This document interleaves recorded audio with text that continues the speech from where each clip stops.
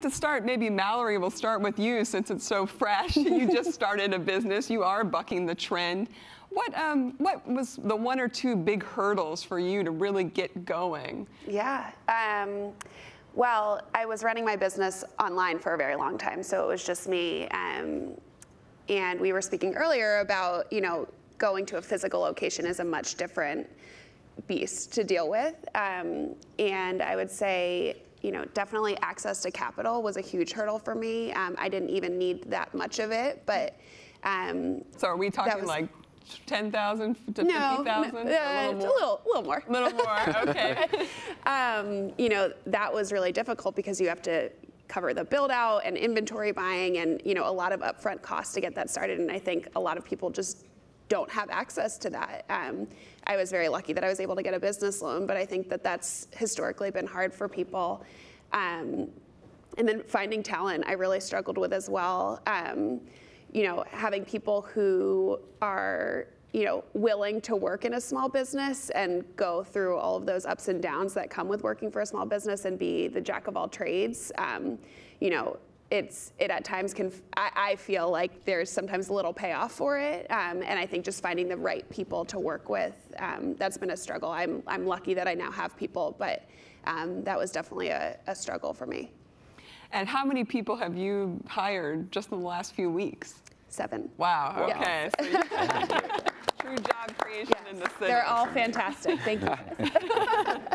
I forgot to say that you can tweet us questions from the audience here or online. All you have to do is use the hashtag #PostLive, one word #PostLive, and we'll throw some of those at the panel later on. Gary, what about you? What was some of the big hurdles for you? For us, it's different. Obviously, we're a creative consulting company and creation service, so we don't really need capital in no sense. We don't need a brick and mortar. We don't need a storefront. We needed an office space. And for us, that's not a heavy lift as much as raising the capital you need to start a brick and mortar. So I think for us, the main hurdle was the paperwork and starting an LLC and getting all that done and then getting a good accountant.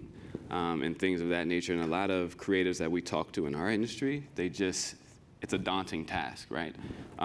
They don't necessarily feel like they can do it or have the bandwidth to do it or know the right people who can lead them the right way as far as accounting and getting your paperwork legit. So for us, it wasn't necessarily a hurdle. It was just to buckle down and let's do the right things we need to do to make this a official business and then take it one step at a time from there. And where did you get that help from? Was that from friends or from a... Yeah, so my business partner and I have been working in the industry before we were even together in business for a while. And so we've made great relationships across the board. And so we just reached out to our network.